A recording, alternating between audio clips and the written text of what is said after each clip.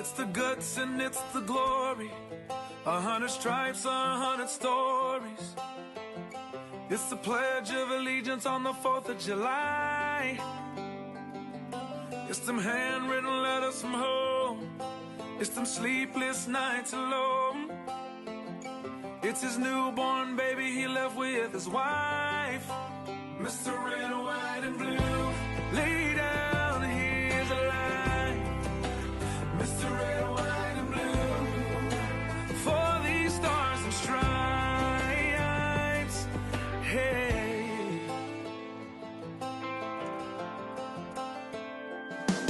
From the fields of Indiana to the swamps of Louisiana, to the golden coast of California, Uncle Sam's the only family he's got. His purple heartbeat won't stop, and his 18th birthday was the day he was born. Mr. Red, White, and Blue, lay down, here's the line. Mr. Red, White, and Blue, for these stars and stripes.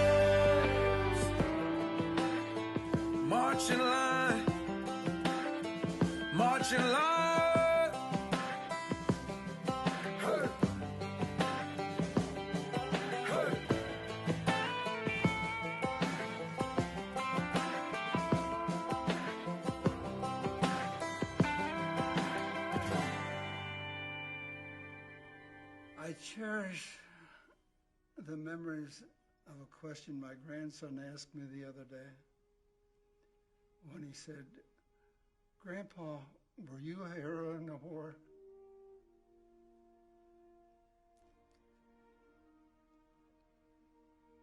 But I served in a company of heroes.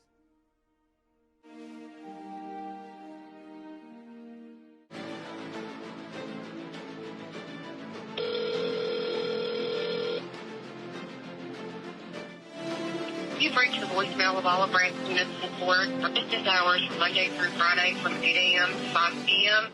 If you've reached this voicemail, we are either in court or otherwise unavailable. If this is Monday, Thursday, or Friday, please call back after 2 p.m. for assistance. If it's Tuesday or Wednesday, please call back after 3 p.m. If you're calling for your Zoom ID, it is 5066662472.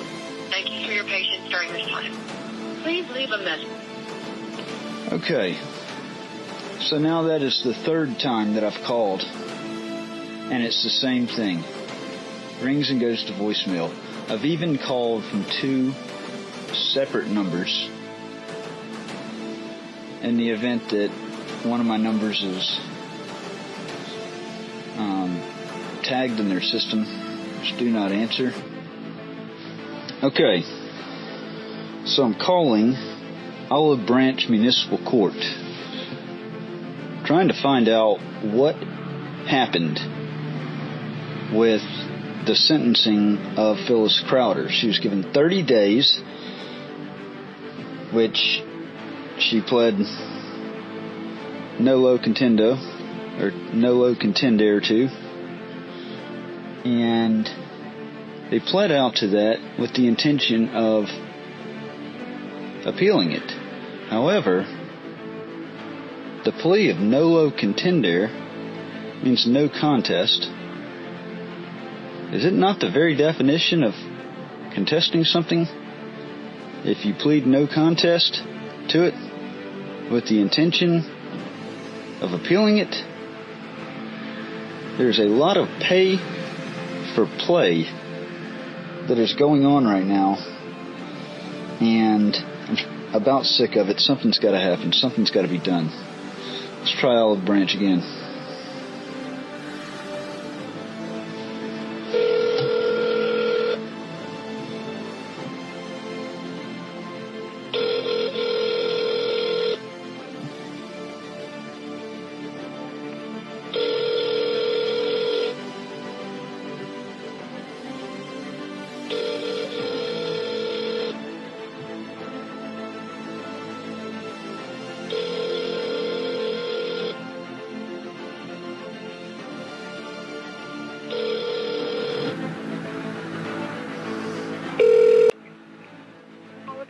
This is Ashley.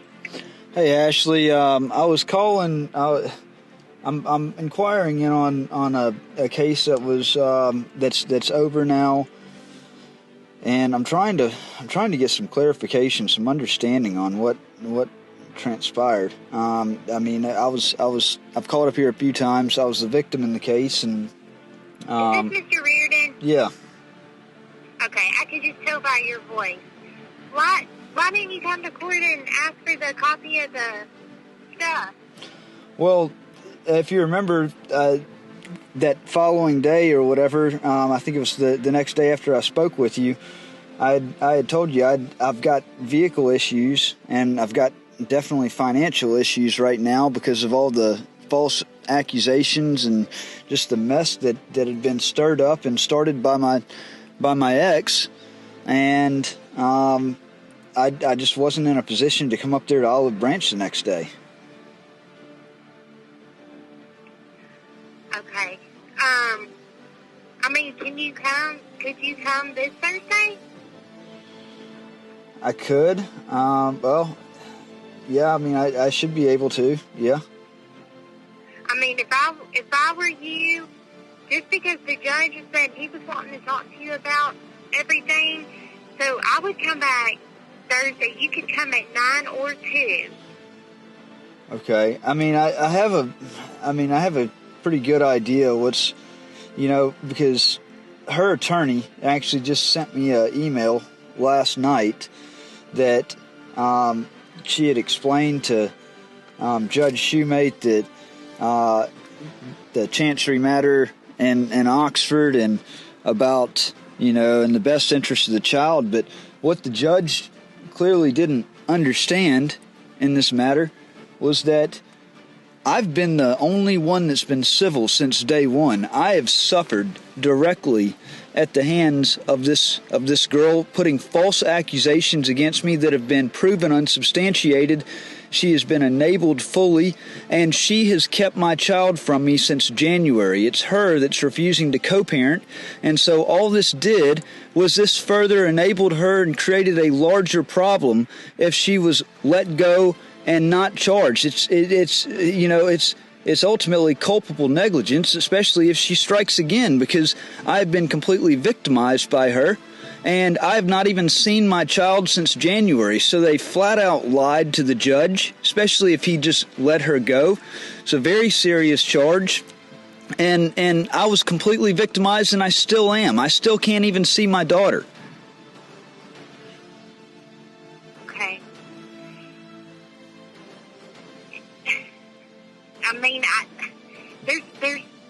There's nothing that I can honestly really say, Mr. Reardon.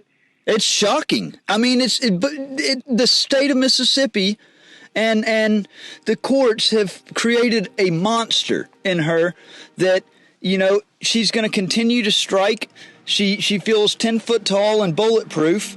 And, meanwhile, I'm the one to truly suffer here, and I can't get justice at the hands of the system that's supposed to administer it.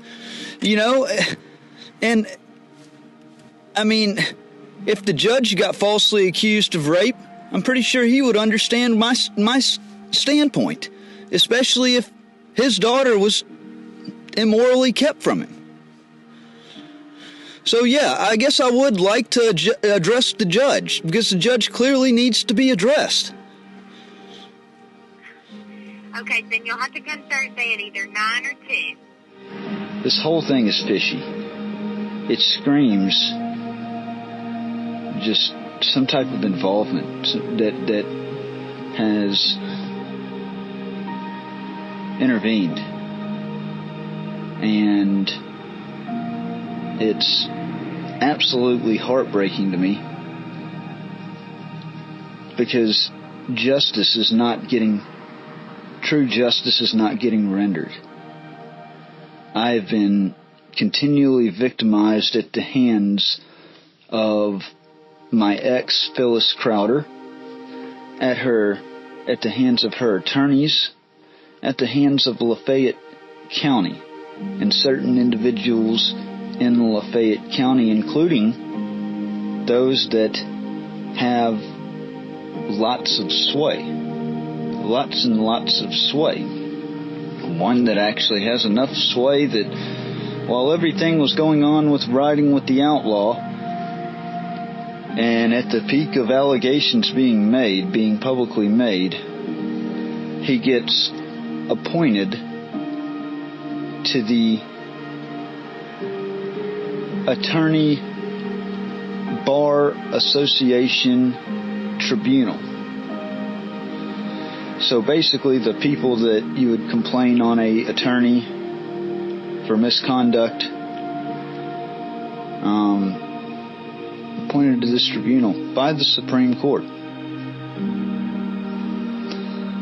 And it's clear, it's just about clear to me at this point, that in no way on the state level can I get any type of fair treatment.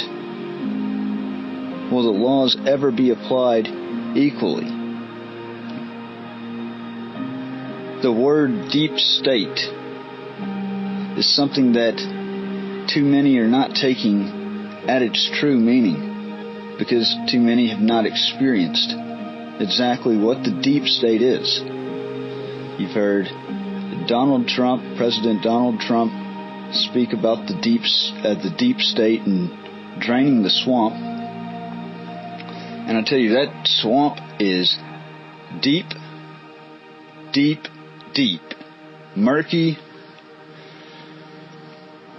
and it's like a black hole.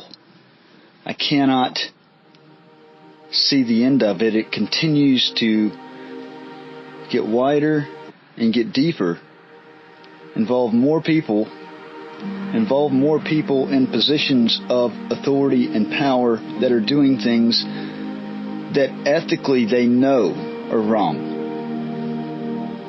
Including yesterday at Chancery Court, a judge that I thought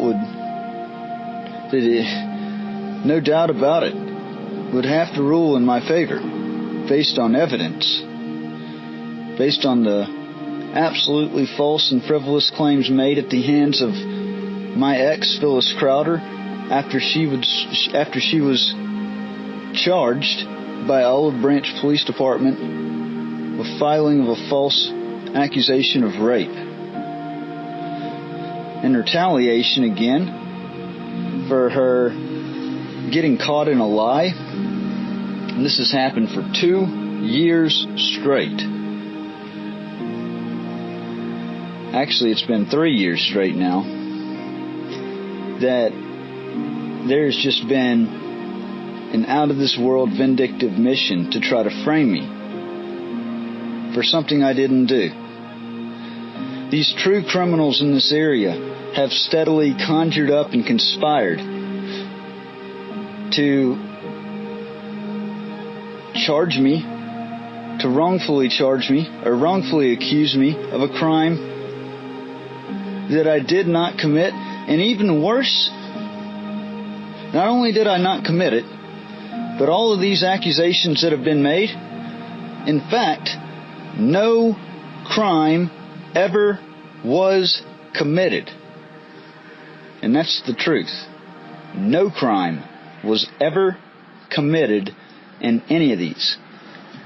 Going back to May 24th, or May 26, 2017, it was the arrest that was made that claimed honor before May 8th. I had put Todd and Ashley Lynch in fear of their life with an AR-15, and they knew the entire time. Well, maybe not at the time that they quickly, rashly threw together the fake, funny, frivolous charge. Actually, it's far from funny. But it wasn't long after, if they didn't know at the time, that there was no possible way I could have committed the crime.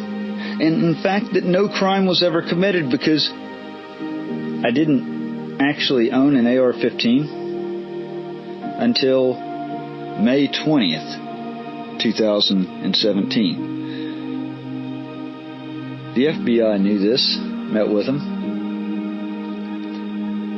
but they're part of the problem. The U.S. Attorney's Office knew about it, but they're part of the problem. Blowhard Bob Norman, I put my faith in him, went to him because of a death threat that was on me, as well as the Tannehills had cut a cheap shot injunction against me for the sole purpose. It's not that I had scared them or anything. It was that was the only effective way that they could bar me from speaking City Hall on June 6th, the day that Robin was elected. There was no doubt about it whatsoever. The only other way was exactly what they did. It was like a fallback contention plan to have me arrested, for me to be in jail, or ultimately I was silenced and held away. All of this couldn't have even happened without the involvement of several people that played a key, significant part in everything.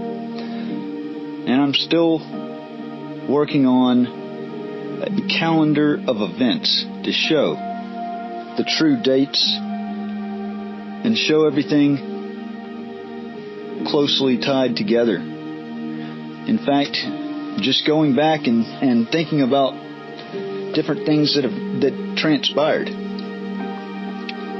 it's actually making me think of things that I hadn't thought about before, look at it in different angles. I think it's very odd that on May 8th, 2017, May 8th was the day that I came back from New Orleans. I met with my attorney for a limited court appearance, Charles Yao.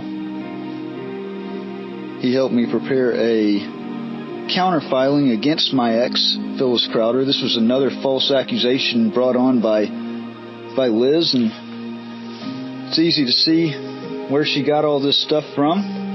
When you look at the 17 police reports that she filed over 5 years' time that I wouldn't have even known about had I not have done a public record request to get these from the county. Any and all police reports filed by Phyllis Crowder over the past, I think I said 7 years, and they gave me 5. So, you got all this May 1st, of course, being arrested by Timmy Pruitt on the square in Oxford in front of the statue. It was an unlawful arrest. It was an arrest that actually went viral on Cop Block, on social media. It was picked up and widely shared. I had called for the suspension of Timmy Pruitt. The department didn't originally want to do anything, but because of the attention, they ended up having to suspend him. I guess. There was a brief vacation that Timmy Pruitt had spent away from the department. It's odd that actually it was at this time that Lamar Adams was indicted for running the largest Ponzi scheme in Mississippi. Timmy Pruitt was actually the guy that tended to his properties. And he, of course, used the Ponzi scheme money to help fund his property investment. So that all happened May 1st. Okay? Within an hour of my arrest, my unlawful arrest there on the square in Oxford on May 1st, Phyllis Crowder, her attorney that she had hired on this matter by the name of Mona Pittman, had filed a motion against me, a contempt motion. It was a restraining order, actually, that she had filed against me, saying that I had that she was in fear of her life because of my carrying of a gun. I think actually in the restraining order, she had lied and said that I had put her in fear of her life, and that's never been the case. I've never caused truly any kind of harm to her. I've actually been on the receiving end when it came to just everything. My life was ruined at the hands of this girl. You know, if there's one thing that I truly, truly regret, it's ever meeting her. And that's a very, very hard pill to swallow, because I would not have my daughter Lydia, my 6-year-old daughter Lydia, would not be the same child, certainly. But I haven't been able to be a father to her anyways, because of all these false accusations. The majority of her life she's been stripped away. The state, the county, has allowed her to continuously get away with this nonsense. They have enabled her to the fullest. I call it aiding and abetting a known criminal, is exactly what this is. They have fully enabled the problem. They have helped the problem. They have been part of the problem. And it's sickening. So, May 1st, everything happens. Restraining order given to me that was taken out within the same hour, ironically, that I was unlawfully arrested for solely standing on the square in Oxford in front of the statue, holding the state flag, having a gun on my hip. That was not a protest. It's not a protest unless it's multiple people. One person is never considered a protest. And since then, they've revised the rules to actually reflect that. It's got to be like 3 or more, I think. So, there's that. There is on May 8th, I came back from New Orleans, and I went and found Mona Pittman, who is my ex's attorney, and I served her with the counter response, with the counterclaim against her client, my ex. Now, what was ironic about all that, I shouldn't have been the one to serve that. That should have just been put in the mailbox, but because of the extent of the accusations made by her client, I felt that I wanted to go the extra mile right there, and I wanted to personally serve this attorney. See who this attorney was prior to court the next day. So, after driving around Oxford for quite some time on a live stream on Facebook, had it going on live stream, and Mona never kept an accurate address. It showed multiple addresses for her in different links on Google. The main information description for Mona Pittman showed an old address that she had long since moved out of. Well, apparently I had quite a few people that were on that live stream. Quite a few. And come to find out, I guess some people had made a call, figured out where she was at. So obviously she was tipped off to the fact that I was looking for her office to serve her. Come to find out that she was in the basement, the downstairs lower level of none other than Ray Tannehill's office on North Lamar. And I had had a couple of run-ins with Ray in the year prior.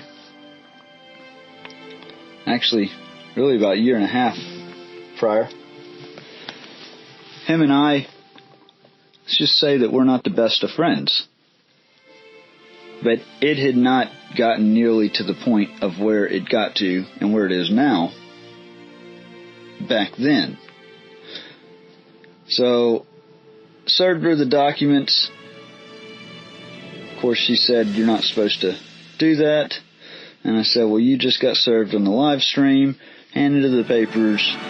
She said, "Hey, everybody," waved, and I left the office. And I've got that video on several things with Riding with the Outlaw. Good stuff.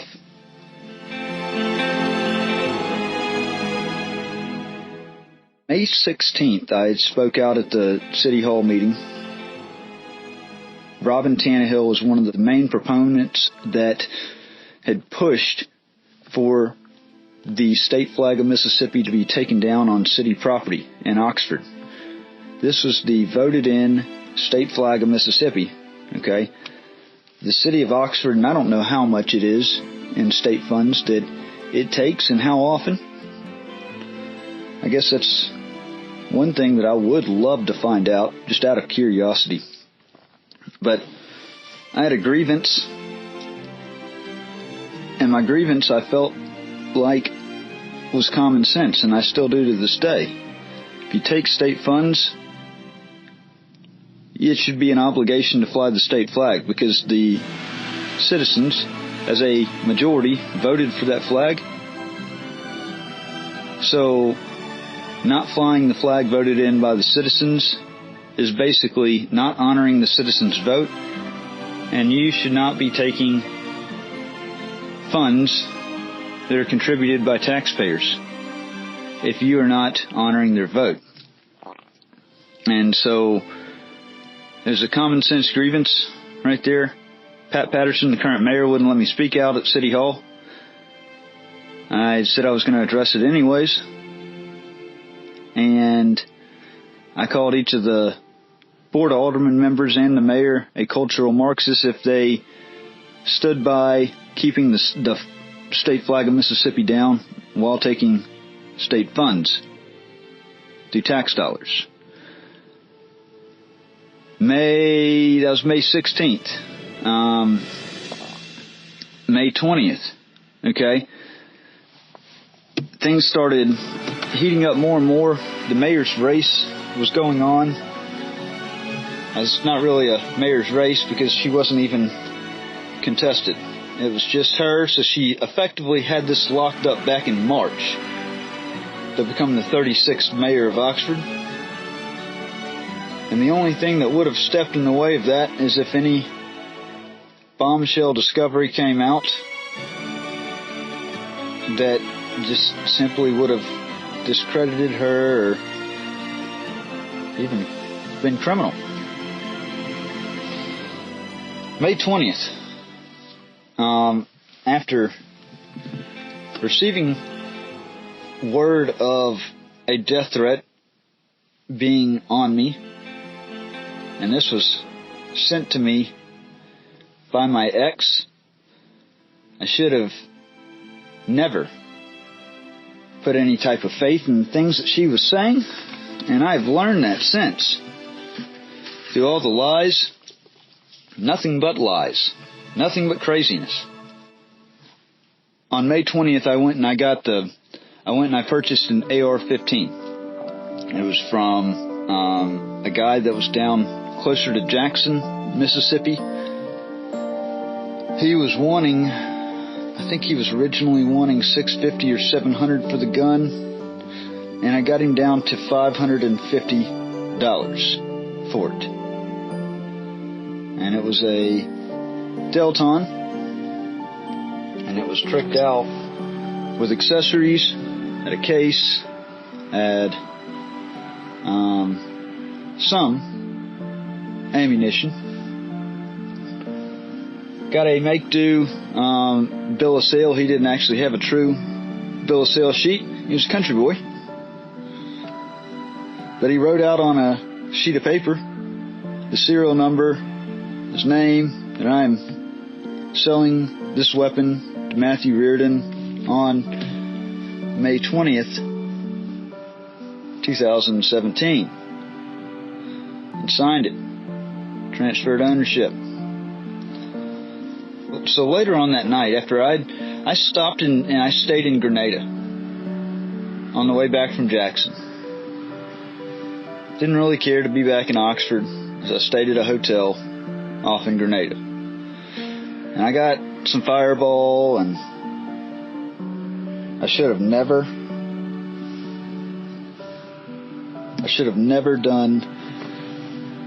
drank Fireball and done live streams. But I did. And that's where the Fireball rants come from. And that's where emotionally I'm talking about how my daughter, how I was prevented from seeing my daughter. She was held from me as a wedge of the court, basically. And it's very ironic if you look at the situation back then and you look at the situation now. The same exact things have transpired and gone on. And there's no two ways about it. There's no ifs, ands, or buts that this thing has been a conspired upon plot to help alleviate liability. Liability brought on by the state, by the county, the sheriff's department, and it was done at the hands and the help of my ex, who played a major part in it, through her attorney, or her original attorney, in the child custody matter, Ray Tannehill, who happened to be the husband of the incoming mayor, Robin Tannehill. And that's why on May 22nd they had taken out a emergency injunction on me, because I was actually listed on the docket to speak out on June 6th at City Hall. And I was hunted down, pulled over on campus on the 23rd and served it. Told that, on that injunction I couldn't be within 500 yards of the Tannehills, or feet. It effectively barred me from speaking at City Hall.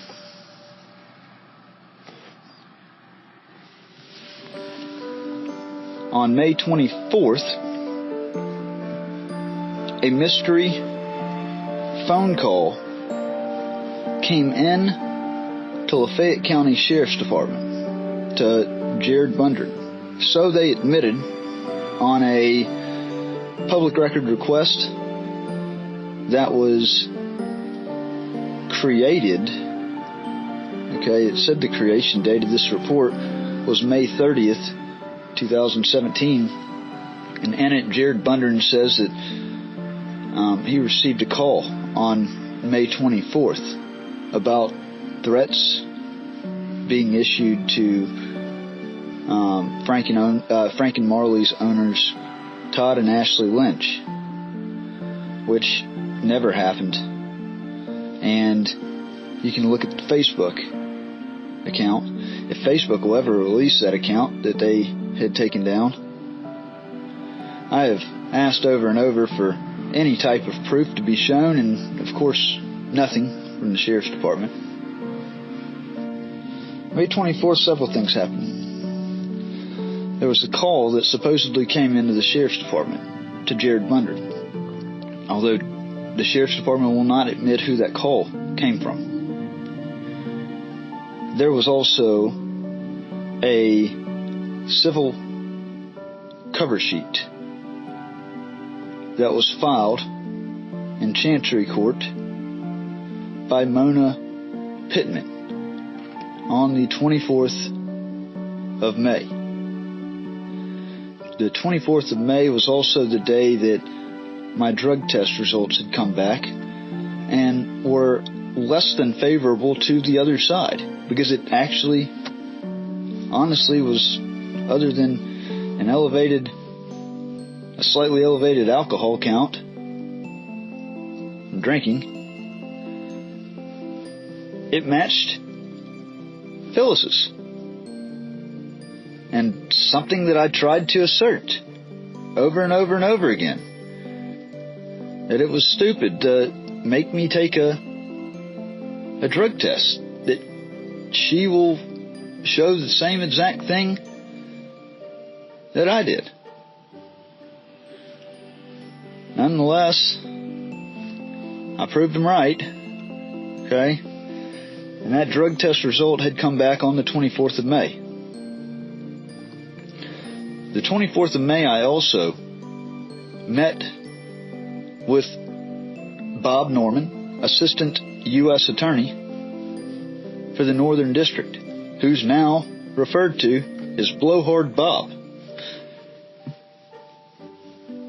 Bob told me to go meet with the FBI about what the Tannehills had done and the death threat. So he called over there, actually went by, and I sat down with the FBI on the 25th in the morning. And it was sometime, I believe, if I remember correctly, it was sometime before lunch.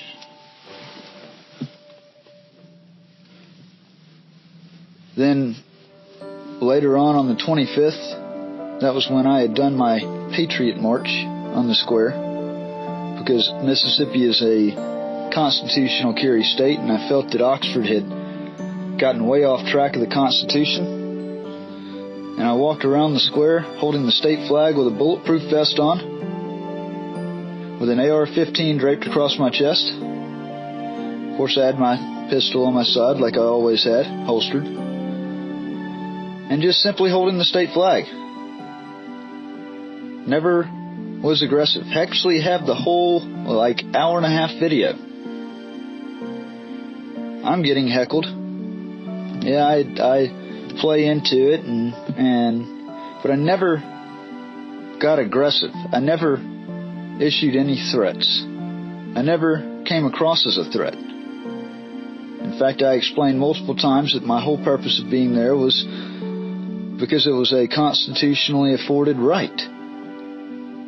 Legislatively, constitutionally, both state and federal.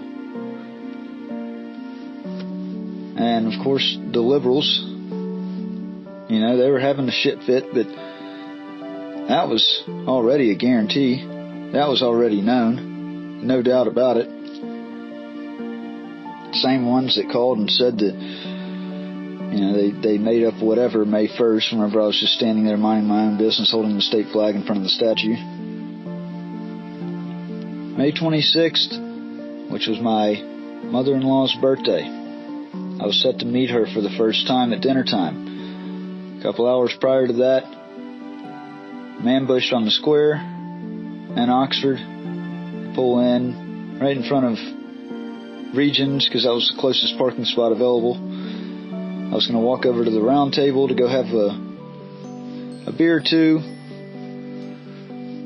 with Jimmy House. He was a follower of the things that I was doing, worked at Winchester. Him and several at Winchester were supposed to show up actually the day before, whenever I did my constitutional march, and they were supposed to actually have flags and stand and walk with me. But they had to work late, supposedly.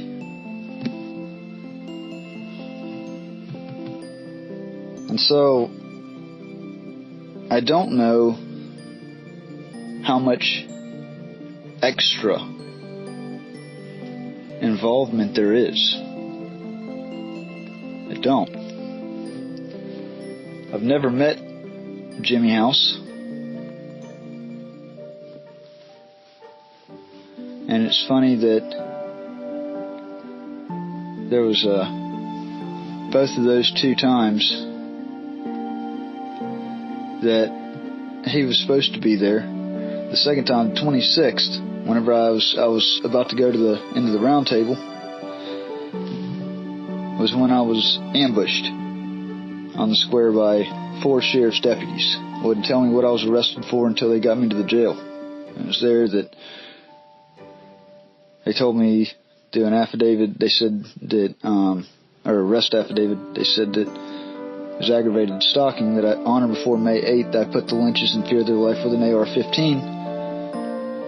And I was in total shock because I didn't purchase it until May 20th. The FBI knew that. The U.S. Attorney's Office knew that. The Sheriff's Office had to have known that. And if they would have done any kind of investigation into it, they would have known that. Jared Bunder did not do his job, clearly. That, or it's aiding and abetting. And I've made numerous references to that. I don't understand how somebody gets promoted to captain of the investigation unit of Lafayette County Sheriff's Department, which is what happened.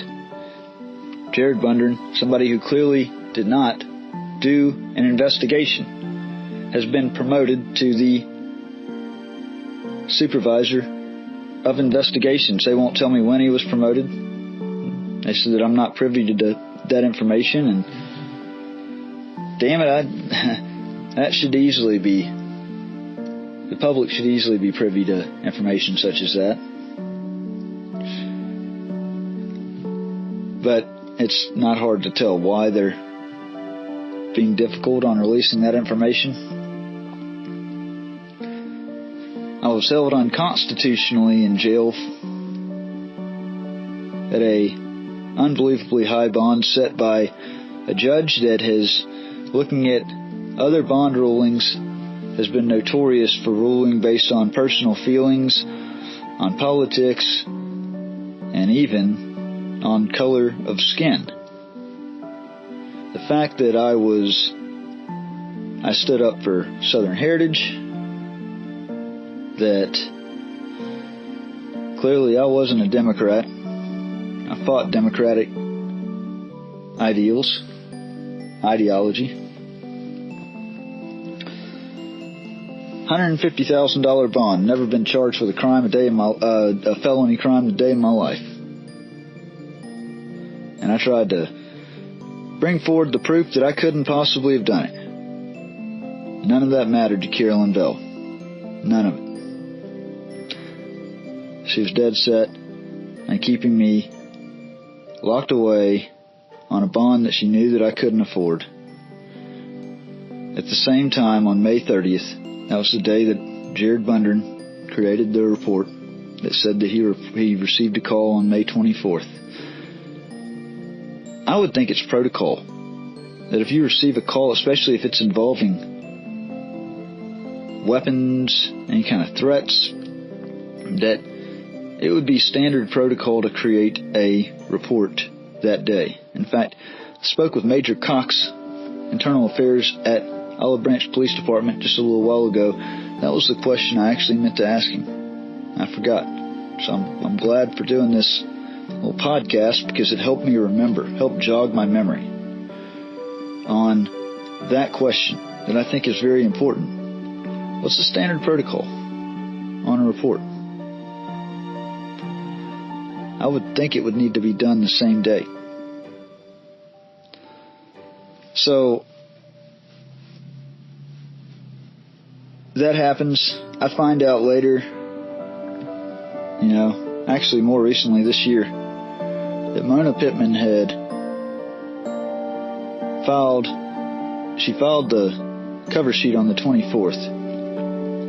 Oddly enough, the day that the call comes into the Lafayette County Sheriff's Department.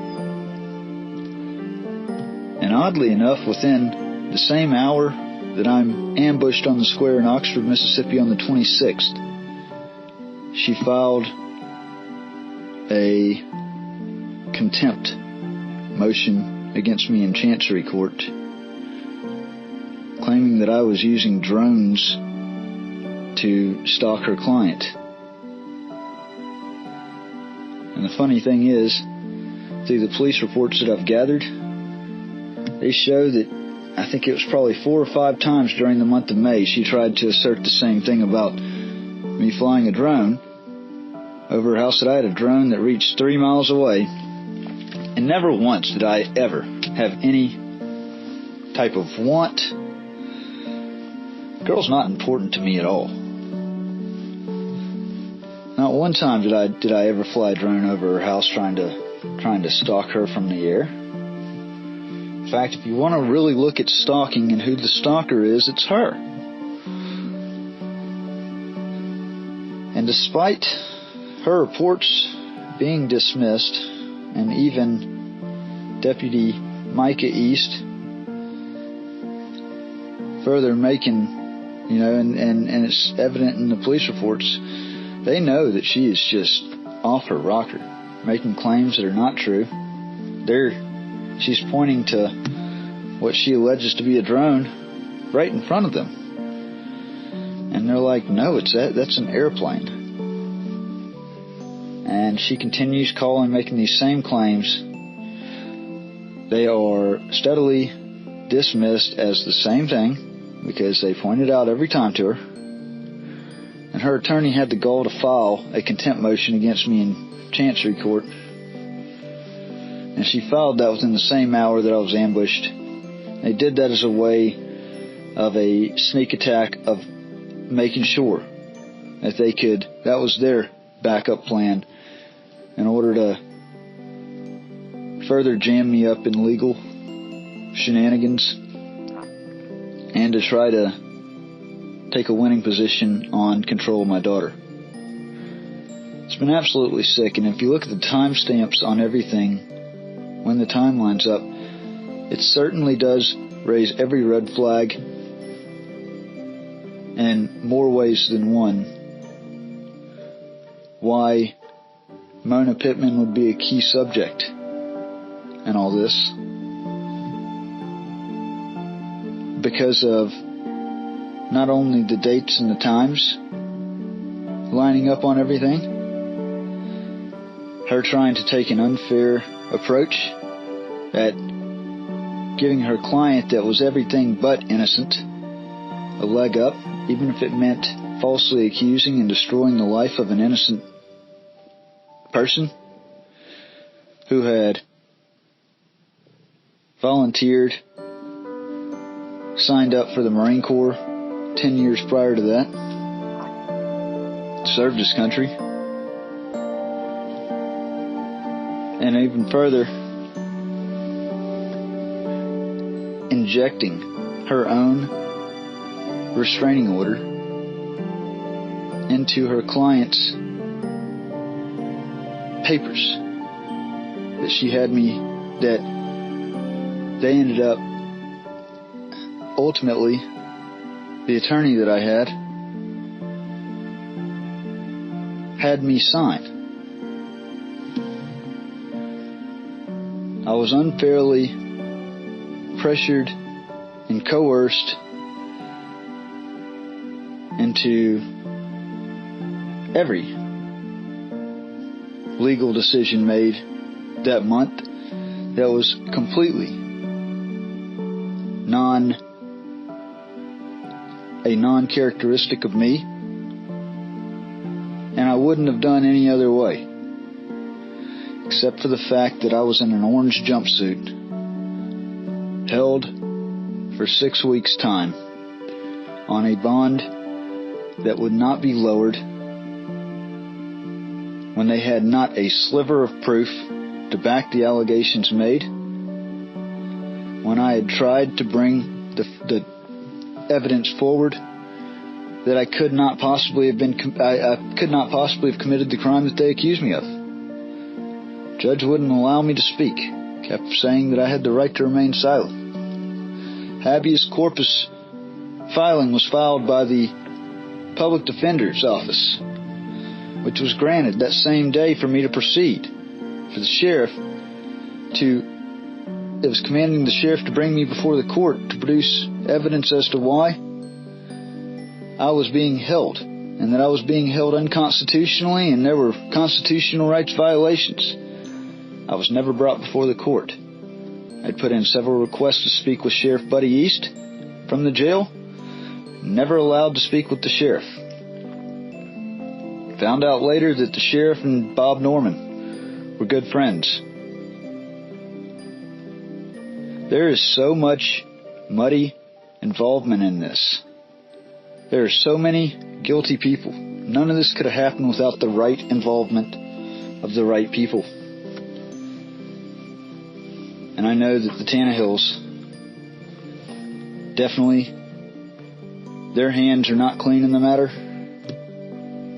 I know Mona Pittman's certainly are dirty. Certainly Liz Crowder's are. And it continues to get worse.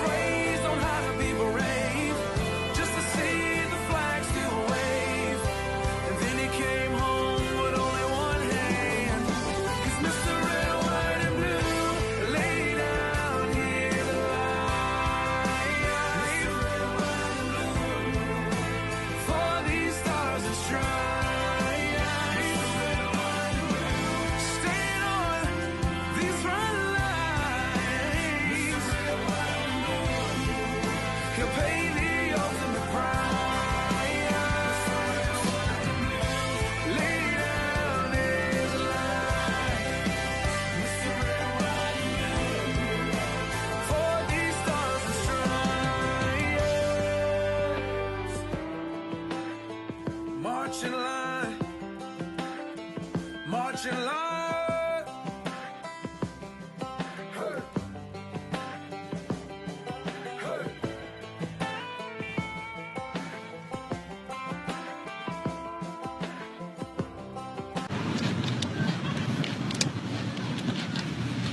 You're probably getting a lot of abuse, but you're exercising the freedoms that we have. Thank you so much, sir. I appreciate you, man.